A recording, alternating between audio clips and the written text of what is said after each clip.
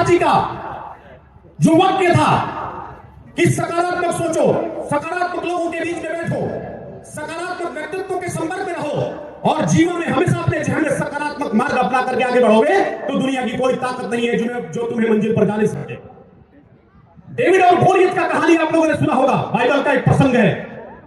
मैं मंच संचालक हूं, यहां से नहीं बोलना चाहिए पाठक जी, लेकिन आदरणीय जिला परिषद अध्यक्ष महोदय जी ने कहा कि उदय जी आप माइक नहीं संभालेंगे तो कार्यक्रम में थोड़ी सी निरस्ता रहेगी। तो सम्माननीय मैन के आदर को, उनके आदेश को अपने सर पे लेते हुए मैंने ये प्रक्रिया प्रारंभ किया कि जब तक हमारे अतिथि आ रहे हैं तब तक कुछ डॉक्टर राजेंद्र प्रसाद जी के जीवन से जुड़े हुए विचारों को आप तक पहुंचाया जाए। डेविड और गोलियत नाम का एक गणेरिया था और गोलियत नाम का एक राक्षस था। बहुत गहरी बात कह रहा हूं, अगर आपको दिल को छू जाए तो आप बताइएगा। डेविड गणेरिया अपने भेड़ों को लेकर के रोज चलाता था और उसी जगह पे दूसरे क्षेत्र में गोलियत नाम का राक्षस रहता था। उस क्षेत्र में भय के मारे कोई जाता नहीं, क्योंकि जो भी उधर जाता गोलियत राक्षस उसको मार के खा जाता। एक दिन डेविड भेड़ों को चलाते हुए उस क्षेत्र में गया। लोगों ने उस क्षेत्र में जाते हुए देखा तो उसे रोका टोका, बोला क्या करने जा रहे हो उधर? डेविड ने कहा कि मैं भेड़ों को चराने जा रहा हूं। लोगों ने कहा कि तुमको नहीं पता इस क्षेत्र में गोलियत नाम का विशाल राक्षस रहता है, तुम जाओगे मार के खा जाएगा। डेविड पल भर के लिए चिंतित हुआ और उसने कहा कि क्या आप लोग प्रयास नहीं करते उसको मारने का? इतनी बड़ी जनसैलाब है आपके पास, इतनी हुजूम है आपके पास, और एक उस राक्षस से आप लोग भयभीत रहते हैं। आप लोगों ने कभी कोशिश नहीं किया उसे मारने के लिए?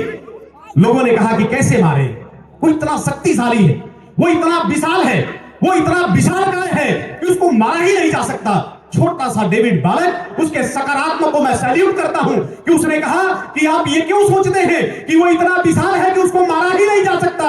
आप ये क्यों नहीं सोचते कि वो इतना विशाल है कि उस पर लगाया गया कोई निशाना चुक ही नहीं सकता?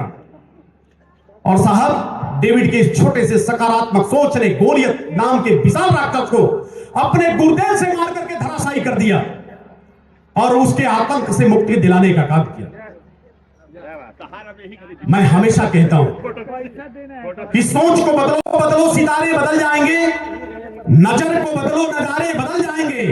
अरे कश्तियां बदलने से क्या फायदा, बस दिशा बदलो किनारे बदल जाएंगे, बस दिशा बदलो किनारे बदल जाएंगे। राहगीर वहां तक जाएगा। ऋचा मैं आपको डेडिकेट करता हूं क्योंकि आपका प्रयत्न, आपका प्रयास और इस कार्यक्रम से जो जुड़ने का जुनून है वो आज सिवान में इतिहास लिख रहा है।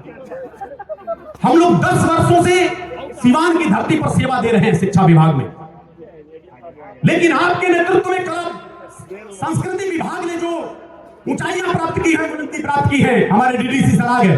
एक शेर में सीधे चढ़ाते हुए आपको जोड़ता हूं कि ये राहें जहां तक जाएंगी राहगीर वहां तक जाएगा। तुम दरिया से क्यों पूछते हो ये नीर कहां तक जाएगा? अरे उठा धनुष चाहा पर तेजा, साथ निशाना मंजिल का, बाकी बाद में देखेंगे ये तीर कहां तक जाएगा, बाकी बाद में देखेंगे ये तीर कहां तक जाएगा।